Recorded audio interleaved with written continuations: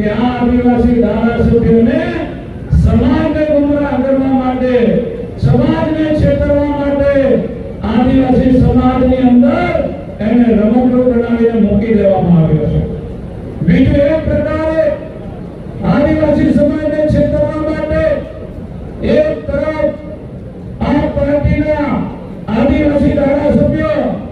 એમ કહેતા હોય કે ચાણા રબારી ભરવાડને। સ્થાનિક સ્વરાજની ચૂંટણીને લઈને રાજકારણ ગરમાયું છે અને આદિવાસી પટ્ટામાં રાજકારણ હવે ગરમાતું હોય તેવું લાગે છે। આ વાત એટલે કહેવી પડી કેમ કે હવે ભારતીય જનતા પાર્ટીના જે નેતાઓ છે તે આદિવાસીના વિકાસની વાતો કર્યા કરતાં ચૈતર વસાવા પર વધારે વાતો કરતા હોય તેવું લાગી રહ્યું છે। શું તે સમગ્ર મામલો તેના વિશે વિગતે ચર્ચા કરીશું। નમસ્કાર, હું છું પ્રથમ મોદી, આપ જોઈ રહ્યા છો નિર્ભય ન્યૂઝ।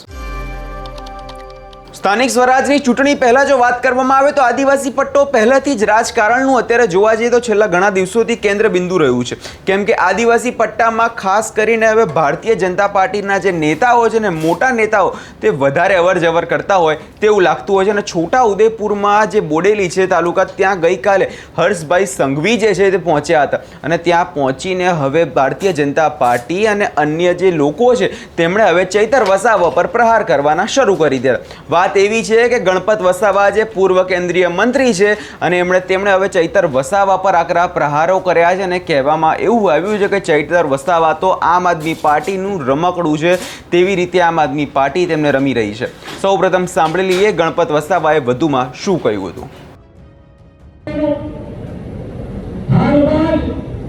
થોડા દિવસો પહેલા કોંગ્રેસના રાજકુમાર રાહુલ ગાંધી વડોદરામાં આવી ગયા, આદિવાસીઓના બંધારણની વાત કરી, આદિવાસીઓના અનામતની વાત કરી। આ રાહુલ ગાંધીજીને મારે પૂછવું છે કે જ્યારે તમે ગુજરાતમાં આવો ત્યારે આદિવાસીના અનામતની વાત કરો અને જ્યારે તમે વિદેશ પ્રવાસમાં જાઓ ત્યારે ત્યાંના ડિબેટમાં મીડિયાને એમ કહેવામાં આવે કે અમે ભારત દેશમાં અનામત રદ કરવા માંગીએ છીએ। આવી આદિવાસી વિરોધી માનસિકતા ધરાવતી આ કોંગ્રેસ પાર્ટીને આપણે બધાએ ઓળખી લઈને આ સ્થાનિક સ્વરાજની ચૂંટણીમાં જાણકારો આપવાનો છે। એવી નવી બીજી અન્ય રાજકીય પાર્ટી ભાઈઓ બહેનો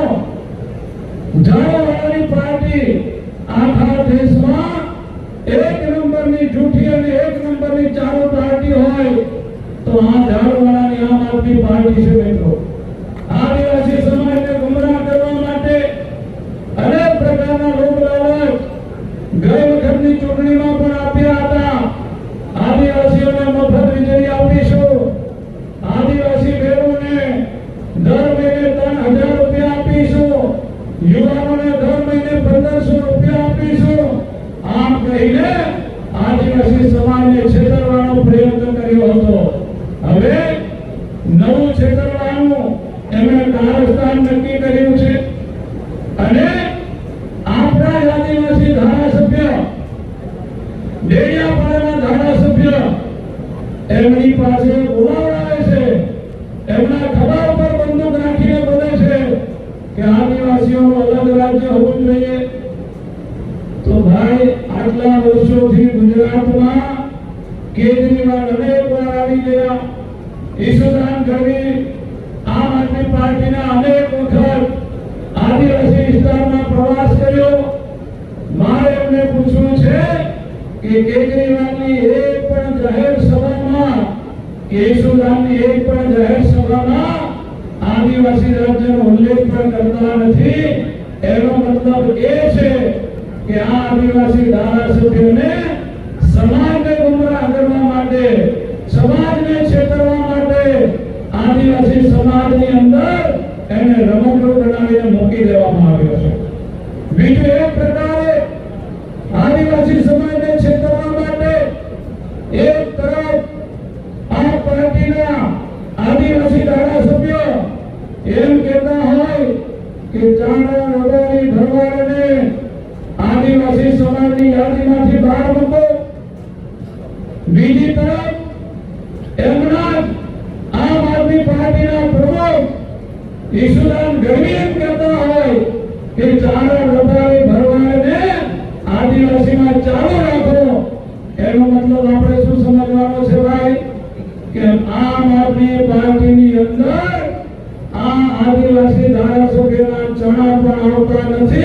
માત્ર આદિવાસી સમાજને છેતરવા માટે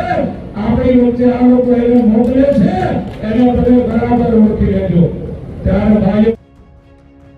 એટલે જે રીતે તમે અહીંયા ગણપત વસાવાને સાંભળ્યા અને ગણપત વસાવાનું કહેવું એવું છે કે છેલ્લા કેટલાય સમયથી ચૈતર વસાવા જે વાત કરવામાં આવે તો આદિવાસીના વિકાસની વાત કરતા હોય છે, આદિવાસીના અલગ રાજ્યની વાતો કરતા હોય છે, પરંતુ ક્યાંક ને ક્યાંક આ ગણપત વસાવા દ્વારા કહેવામાં એવું આવ્યું છે કે શા માટે કેજરીવાલ અને ઈસુદાન ગઢવીની સભાઓમાં આદિવાસીની વાતો નથી થતી, શા માટે આદિવાસીના અલગ રાજ્યની વાત નથી થતી, માત્ર ચૈતર વસાવાના ખભે બંદૂક રાખીને આદિવાસીઓને ગેરમાર્ગે દોરવામાં આવી રહ્યા છે તેવા આક્ષેપો જે છે હવે ગણપત વસાવા દ્વારા કરવામાં આવ્યા છે. જોવા જઈએ તો છેલ્લા કેટલાય સમયથી ભારતીય જનતા પાર્ટીની રાજનીતિ પણ કંઈક એવી જ રહી છે, કેમ કે ભારતીય જનતા પાર્ટીના લોકો જે છે આદિવાસીની વિકાસની વાતો કર્યા કરતા તો માત્ર ખાલી ચૈતર વસાવા પર પ્રહાર કરવાનું વધારે પસંદ કરતા હોય તેવું લાગે છે, કેમ કે જે હિસાબથી છોટા ઉદેપુર છે અને તે આસપાસ આદિવાસી વિસ્તારો છે, જે ડેડિયાપાડા છે તેના આસપાસના વિસ્તારોમાં ચૈતર વસાવા ધીમે ધીમે પગ પેસારો કરતા હોય તેવું લાગતું હોય છે, અને તેના જ કારણે ભારતીય જનતા પાર્ટીમાં ક્યાંક ને ક્યાંક હવે ડરનો માહોલ જે છે આવી ગયો છે, કેમ કે જે હિસાબથી આમ આદમી પાર્ટી અને ચૈતર વસાવાની જે પકડ છે